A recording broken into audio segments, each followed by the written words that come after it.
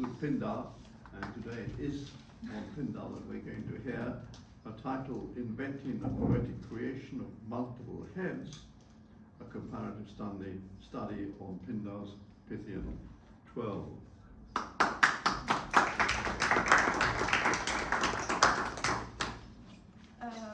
Thank you, and thanks also, of course, to Tony for allowing me to join this meeting of the core group. For me, it is a true honor to be here with you today. In this talk, I would like to exploit the comparative point of view to reflect on cases in which, oh thanks, I had brought my own actually, it's okay. In which primi inventores and heroes interact in two linguistically related traditions, Greek and Vedic. Specifically, as you see from my title, I will compare some aspects of a Pindaric ode, Pythian 12, to those of a hymn of the Rig Veda, Samhita. This is a collection of liturgical hymns dedicated to different deities of the Vedic pantheon, which began to be orally composed by the end of the 2nd millennium BCE in the northwestern part of the Indian subcontinent.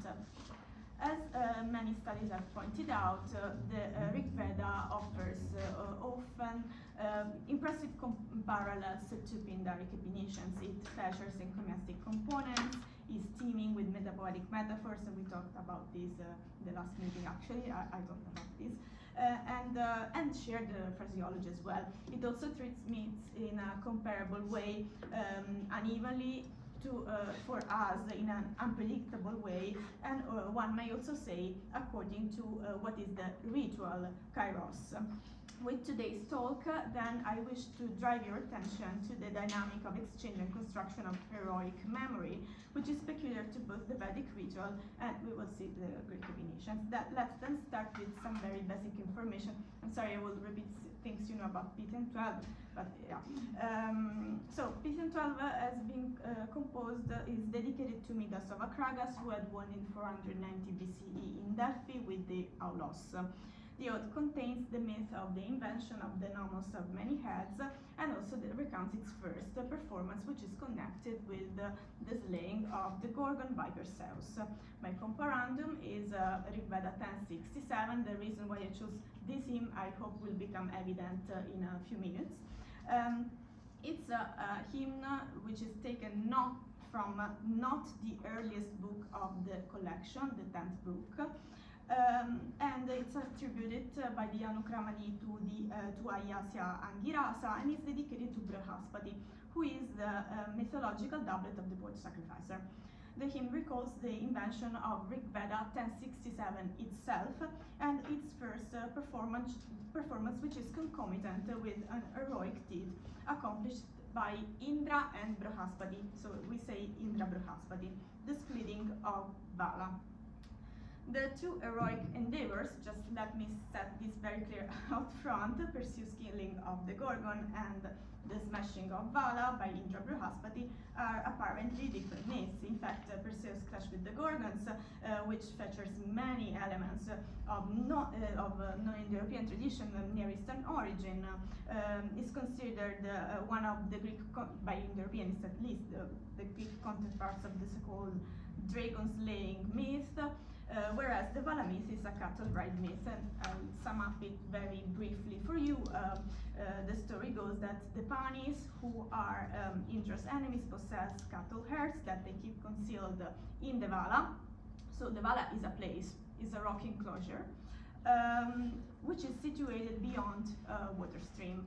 Indra and Brahaspati head to the Vala, destroy it, and rob the Panis.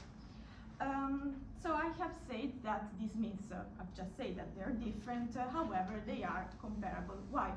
Because the Rig Vedic myth, the Vala myth, as already pointed out in 1934 by Louis Renou on the basis of phraseological analysis in the Vedic without any comparandum, very often overlaps with the dragon-slaying myth of the Vedic tradition. In fact, the Vala is personified, and this is actually a stanza from the hymn we will look together. So as you can see, he is a Rakshitaram, so a guard or watcher, we could say, over the cow.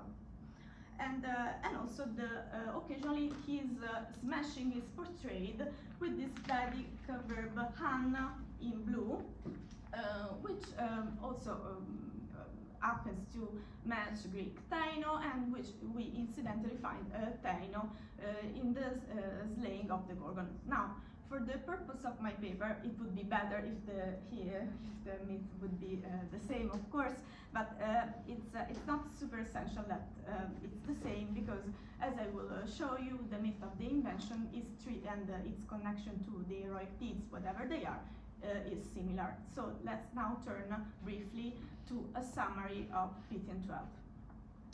So the ode opens with the poet inviting Akragas to welcome Midas and the ode. Midas had won in the art invented by Athena after she heard the surviving Gorgons and the snakes whip over that Medusa. It follows a section focusing on Perseus' qualifying deeds, especially the petrification of Polydectes. Then the ode moves back in the second part to the invention of Athena, and we find out how this invention is named, the nomos of many heads. And the ode, which is only 32 verses long, closes with a series of nomai focusing on effort, fate, and success. So at 5, the poet refers to Pythian 12 as Stephanoma Tode. This crown, actually, I believe that Stephanoma means a metaphoric crown or crowning object in Pindar. And in a few verses later, we learn that Athena invented this new creation by plaiting or braiding the tranos of the Gorgons. Then one may imagine to use that the use of the word Stephanoma can be connected to what Nicetic called Epinician metaphor, which applies to the performance and also the invention of Pindar, and also this also correlates quite well to the use of plego and aplego in Pindar and elsewhere, applying to the divine, to the poetic creation. So, since Pindar's skill is elsewhere described like this, one may think to compare Pindar's skill with Athena's, who is diapleke, a musical invention, although diapleko is never used by Pindar metapoetically, but only an apleko and pleko. It is further tantalizing to connect the circular shape of the Stephanoma, the crown or crowning object, to the structure of the hymn that features a variety of repetitions, and here I will present just some of them that are relevant to my study. From 6 to 9, we learn that Athena invents Epheure in orange, Atranos by braiding the utterances of the snake's heads in green. The reference to the discovery of the heads returns at 22-23, as you can see, orange and green again, and where we realize that she named her invention after the heads who had produced the sounds that she reenacted. However, the nomos is also reminiscent of the qualifying deed of Perseus, because we could also connect the image of the head to the image of the head of Medusa. Medusa is beheaded, and the reference to her head is located at the very center of the ode. So verse 16 is right the middle of the ode. The word head is also encased by what I called Perseus verses, and in these verses 11 to 17 there is a reference to Perseus, to the hero's qualifying deed, and Perseus and Helios Danas note are located at the very beginning of the verses. Just a nice frame, and it's blue in my scheme. The circular shape of the ode underscores Midas' achievements and is almost the right dimension. On the one hand, Midas seems to be comparable to Perseus because their victories are characterized by effort, kamatos, referred to in the final gnomai, and trouble, ponos, for Perseus, but Midas' techne is also Athena's.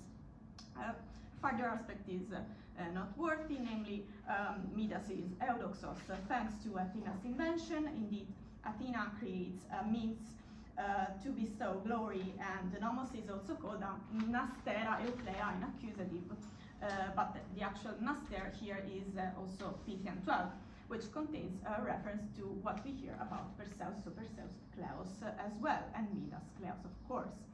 Now, some of the aspects I presented are comparable to what we find in these Vedic hymns. So let's turn directly to it. It consists of 12 stanzas, but we will not read all of them, it's too long. Here I just provided you an overview. We have what I call Brihaspati stanzas, so stanzas that focus on what Brihaspati does, and some other stanzas, only 2 of them, focusing on what Indra does. So Brihaspati is in orange, Indra is in blue. What is very interesting is that Brihaspati and Indra in Vedic are the same god. So this has been proved by Hans Peter Schmidt, but in this episode they split into different figures. The splitting of Vala is ascribed to both Indra and Brihaspati. The poetic invention, or actually the ritual invention, only to Brihaspati. So now let's see why I insist comparing this to Pythian 12.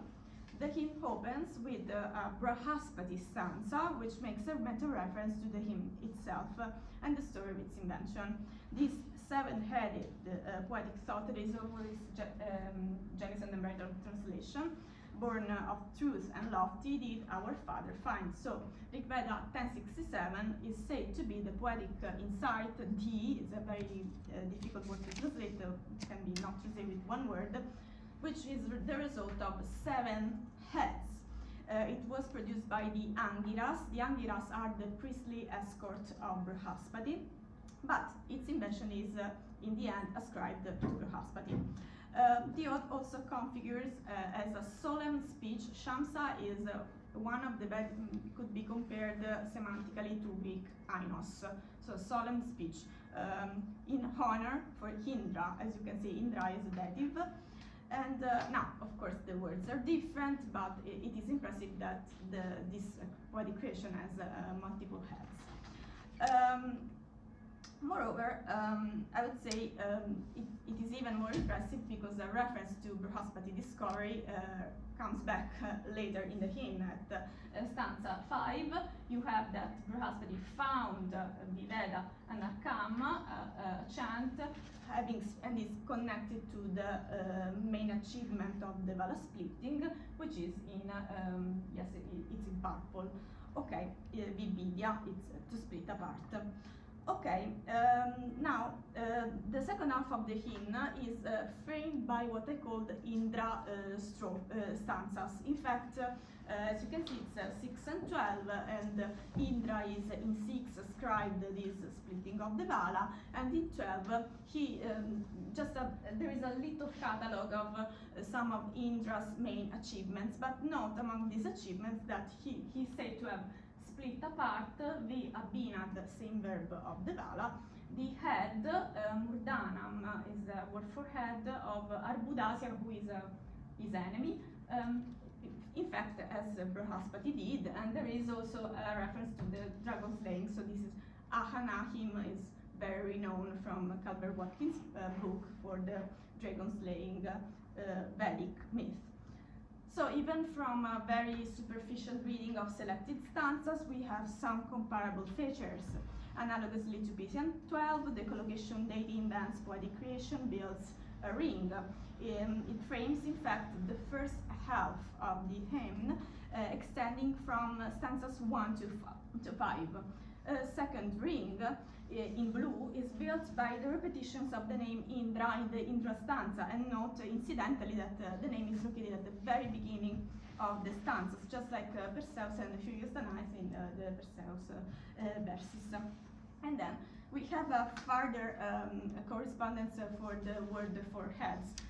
Different words for heads. The invention of many heads is the invention which has many heads because it has been produced by the people who thought about it, but it's also connected by way of resonance to the splitting of the head of the enemy, so the qualifying deed of Indra, and this is also underlined by the use of this verb vibid. Bid is like thalidomai, by the way, is the same verb, and which is to split apart, purple in my scheme, which connects the invention of Brihaspati with the accomplishment of Indra. Further common elements can, of course, emerge at the level of characters and content. In fact, in both compositions, we have sort of a primus inventor and a hero, Athena and Perseus, Prohaspati stanzas, Indra stanzas. The invention of the primus inventor have multiple heads, many in Pythian 12:7, in Rig Veda 10:67. The enemies defeated by Perseus and Prohaspati, I cannot go into these, but can quote me if you want, have some characteristics in common. In fact, Phorcys is the father of Medusa as a speaking name connected to Frasso etymologically. Vala is also a speaking name, which means enclosure. The Gorgons have snakes, and we have this recalling of the killing of the snake. Snake is also the same word, incidentally. There is a certain insistence on the head of the enemy defeated by the heroes. And also we have, which is, I think, quite peculiar, a variety of acoustic elements. So now the interpretation of Ausen at 11 in Pythian 12 is very debated. Some people believe that it means to shout or to shout in triumph. If so, this nicely correlates with the fact that Indra too uses his roar as a tool in this kingdom. I think it's a coincidence, but it's still a common point. And also the enemy is portrayed as waving. In fact, Euryale emits a loud gauze, and Indra, and this is quite rare in the Rig Veda, makes his enemy lament, I would say, cry also. Rub means something between lamenting and crying. Okay, now what is a further common point, and even I think more interesting for the purpose of my talk, is what I call the techna of Athena and Prohaspati. So Athena is said to have reenacted this cause through, and what she does is described by means of construction verbs, diopleco and teuco, and also mimesa, which according to many denotes the reenactment of something that exists in nature and doesn't have a precise pattern or intonation or rhythm. And in Rig Veda 10:67-3, which I didn't read before, we have also something which I think is close and would explain why the invention is ascribed to Prohaspati and not to all the Angirasas together. And as you can see, the Angiras are described as geese, hamsair, so and they are gabbling, bir, and Prohaspati is said to have struck up the melody and began the song. So it's like Prohaspati is bringing order in this invention and in what the Angiras do. Now, before moving to my conclusion, one last question about what could be a common point is, by doing so, what did Prohaspati obtain? The answer is found, we have read this before, at stanza 5 CD. He found the dawn, the sun, the calm, and the chant. Okay, these padas can of course be read in a cosmological way. He created the sun, the cosmos, the chant, and so on. But another interpretation could be that this stanza contains a reference to the dakshina. The dakshina is a fundamental mechanism of the Vedic ritual, which is an auspicious disposition of the day towards the sacrifice that manifests itself as the reward for the poet. And for the poet sacrificer, and then it is given in cows, it's paid in cows, and it is given at dawn. So he found all these things because he was given the dakshina, and the entire Vala myth, so the presence of Prohaspati in the Vala myth, can be explained as the poet obtaining payment by the patron, and the patron is of course Indra. Then let's circle back to my final slide. The way in which heroes and benefactors or primi inventores collapse in Greek and Vedic praise poetry. As I have previously observed, Midas overlaps with Athena for his tact and with Perseus for his effort, but Pindar also kind of overlaps with Athena, maybe. In the the Vedic context, the pattern overlaps with Indra, the receiver of praise. In fact, the D, as we have seen, is a shamsa, a solemn speech for Indra. And the poet priest is heroized through Brihaspati, mythologized through Brihaspati, who accomplishes an endeavor thanks to his ritual knowledge and the knowledge of a correctly formulated speech, and is rewarded for it. Within this dynamic, then, the circular repetitions, I argued, contributes to the construction of memory. They emphasize, in fact, the cyclic dimension of the performance and reperformance, the part of, in Vedic at least, the methodological nature of poems and songs that configure as repetitions of divine inventions. And in this way, that is through memory, the gifts received, dekomai, doksa, dak, shina, by heroes and heroes through poetry and poets who are also mythologized, are linked to the gifts of the present. Midas thus becomes Eudoxos thanks to Athena's Techna, but also thanks to Pindar's crowning object, and then which is also what we hear about Perseus, of course. And in Rigveda 1067, the dakshin of the poet is obtained through Brihaspati's chant, the poet's hymn, and Rigveda 1067, and also what we hear about Indra, which is Indra's Shravas, so his Kleros. So the two myths of poetic creation made us contextualize within systems in which poetry contributes to the construction of heroic memory and also poetic memory in a continuum in which the mythological past and the present through the performance communicate. So the tune of many heads and the poetic insight of seven heads are celebrative artistic creations which grant glory and prosperity to both the victorious heroes who inspired them, the divine inventores, and also the mythological and historical performers. And so on this very note, I conclude my talk, and I thank you for your attention.